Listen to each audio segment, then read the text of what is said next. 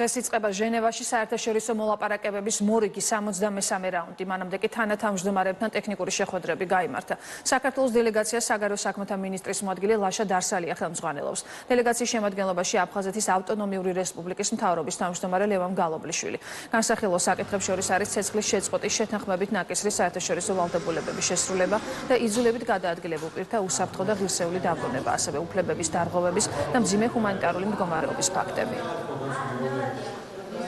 Გაიმართა წინასწარი შეხვედრები, საქართველოს დელეგაცია შეხვდა თანათავმჯდომარეებს და განხილული იყო შეხვედრის დღის წესრიგი. ძირითად თემებს შორის, რასაც საქართველოს დელეგაცია დაახინებს, იქნება პირველ რიგში უსაფრთხოების საკითხები, ეს არის ის რთული უსაფრთხოების ფონი, რომელიც არის საქართველოს ოკუპირებულ ტერიტორიებზე, მთელი რიგი განვითარებები, რომელსაც ბოლო პერიოდში ჰქონდა წინარაუდის შემდგომ ადგილი ოკუპირებულ ტერიტორიებზე და იქ არსებული უსაფრთხოების გარემო.